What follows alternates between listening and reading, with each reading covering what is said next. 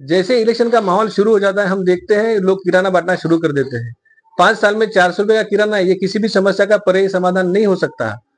लोगों के हाथों में 400 रुपए और 500 रुपए रोज कमाने का उनके पास में संसाधन देना जरूरी है, उन्हें मजूरी मिले, उन्हें रोजगार मिले, ये इसका पर्याप्त सोल्यूशन है। वो पर्याप्त सोल्यूशन में ये लोग असमर्थ हो जाते हैं और फिर लोगों को बहलाने के लिए उनको 400 रुपए का 5 साल में एक बार किराना बांटकर लोगों को आकर्षित करना चाहते हैं, जिससे हमारे यहाँ के लोग दिन ब दिन जो मांग कर खाने की जो उनकी आदतें हैं वो बढ़ते जा रही है। इससे समाज की व्यवस्था जो है कमजोर होती जा रही है। मैं भीम सैनिक भी हूँ और मैं शिव सैनिक भी हूँ। डॉक्टर बाबा साहेब के साथ में हमारा रिश्ता खून का है और छत्रपति शिवाजी महाराज के साथ में हमारा रिश्ता दूध का है, इसलिए मैं शिव सैनिक भी हूँ और भीम सैनिक भी हूँ। डॉक्टर बाबा साहेब आम्बेडकर चौक का सौंदर्यीकरण का जो मुद्दा है वो न्याय प्रविष्ट किया गया है जानबूझकर, और कई सालों से वो मुद्दा पेंडिंग है। हमारे चुनकर आने के बाद में हम तुरंत इस पर ख्याल करेंगे और तुरंत वहां का सौंदर्यीकरण करा देंगे। अमरावती महानगर पालिका ने जो घर टैक्स बढ़ाए हैं वो कम से कम 10 गुना उन्होंने घर टैक्स बढ़ाए हैं। जिनका घर, जैसा मेरा घर टैक्स पहले 1800 रुपए था, आज वो 18,000 हो चुका है। जिनका पहले 1000 रुपए था वो 10,000 हो चुका है। हमने इस पर काफी आंदोलन किए और हमारे आंदोलन करने के बाद में हमने देखा कि यहाँ के जो अभी विद्यमान जो आमदार है, जैसे कि रवनीत राणा हो गया, सॉरी अपने रवि राणा हो गया, तुम्हारे सुलभाते खुड़ हो गए, उन लोगों में जागरूकता पैदा होगी और फिर दूसरे दिन पेपरों के अंदर बड़ी बड़ी खबरें आने लगी कि रवि राणा जो है अपने जो मुख्यमंत्री अशोक एकनाथ जी शिंदे उनके पास से कोई वो लेटर लेकर आ जाते हैं। तुम्हारे खुड़के साहब जो है वो जाकर अजित पवार साहब के पास से कोई लेटर लेकर आ जाते हैं, और लेटर लाने के बाद में खाली पेपर में ऐसा दिखाया जाता है कि ये कम हो गया, लेकिन जब हम प्रैक्टिकली वहां पर टैक्स भरने के लिए जाते हैं तो वो बताते हैं कि ऐसी कोई सुविधा वहां पर लागू नहीं हुई। जो पुराना टैक्स है वो नहीं लागू होगा, जो नया टैक्स है वही लागू होगा और वही भरना होगा। ये हमारे विद्यमान आमदार जो है यहाँ के लोगों को बेवकूफ बनाकर इस मुद्दे को भटकाने की कोशिश कर रहे हैं। वो चाहते हैं कि ज्यादा से ज्यादा टैक्स के रूप में लोगों के पास में पैसा, सरकार के पास में पैसा आएगा, सरकार के पास में पैसा आएगा, ज्यादा अगर पैसा आता है तो ये लोग ज्यादा पैसा खा सकेंगे। ये इनकी मानसिकता है, ये हमें समझना होगा।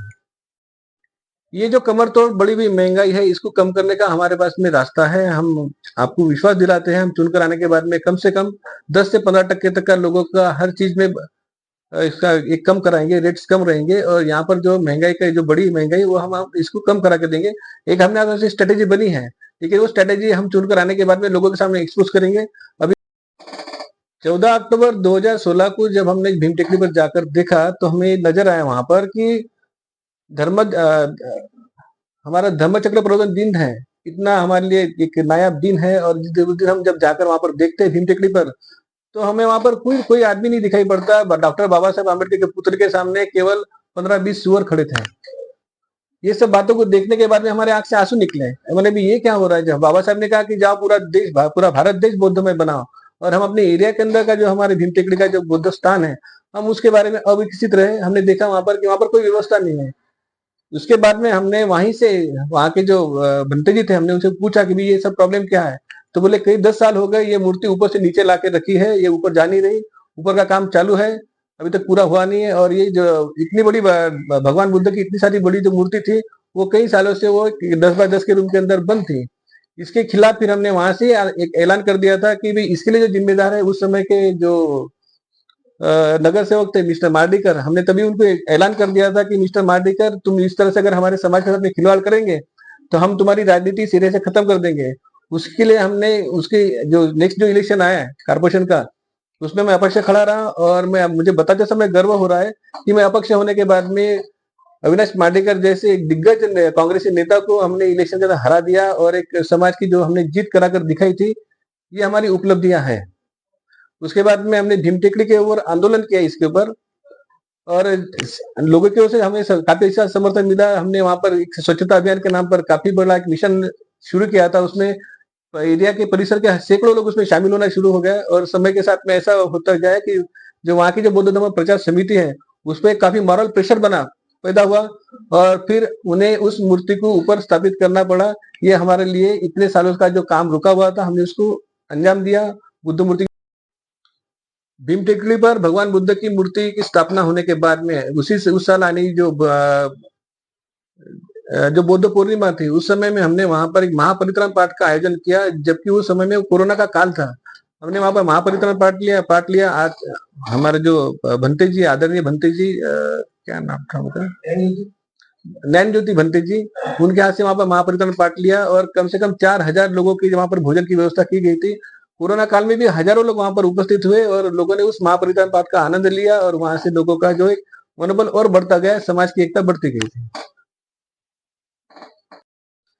आज तक जितने भी चुनाव इस यहाँ पर आए, चाहे वो लोकसभा के रहे, चाहे वो विधानसभा के रहे, जब हम लोकसभा में वंचित बहुजन आघाड़ी की ओर से जब गुणवंत देवपाल जी को खड़ा किया था, तो हमने दिल से बाला साहब आम्बेडकर जी का काम करते हुए गुणवंत देवपाल का काम किया और उनको चुन के लाने की पूरी कोशिश की। उसके बाद में जब विधानसभा के इलेक्शन आए थे, उसमें भी वंचित बहुजन आघाड़ी के जो उम्मीदवार थे, हमने उनका काम किया और उनको चुन के लाने के लिए प्रयास किया गया था। उसके बाद आई हुई लोकसभा के अंदर आम्बेडकर साहब खुद खड़े थे, आनंद आम्बेडकर साहब खुद खड़े थे, हमने पूरे दिलो जान से उनका काम किया और लोकसभा में उनको चुन के लाने के लिए प्रयास किया। हम ये बताना चाहते हैं कि हमने आज तक नैतिकता को देखते हुए हमने सभी केवल हमने आम्बेडकर घर के साथ में, आम्बेडकर घराने के साथ में, ईमानदारी के साथ में काम किया है। हमें किसी भी प्रकार से किसी भी प्रलोभन को हम लोग उसको क्या बोलते हैं, हम किसी भी अमिश को, किसी भी इसको हम बड़ी नहीं बोलते, उसको हिंदी में क्या बोलेंगे, हम किसी भी प्रलोभन के चक्कर में नहीं आए। लोगों ने हमें काफी लाखों रुपए का प्रलोभन दिया, लेकिन हमने सभी का दुत्कार किया। हमें पूरी निष्ठा के साथ में आम्बेडकर घर के घराने के साथ में ईमानदारी से काम करते रहे, चुनकर आने का प्रयास किया गया और इसके आगे भी हम उनके साथ में एक निष्ठ रहेंगे, हम ऐसा वादा करते हैं। आज तक हम किसी के द्वारा मैनेज किए नहीं गए, हम मैनेज हो नहीं सकते हैं, ये बात हम डंके की चोट पर कह सकते हैं।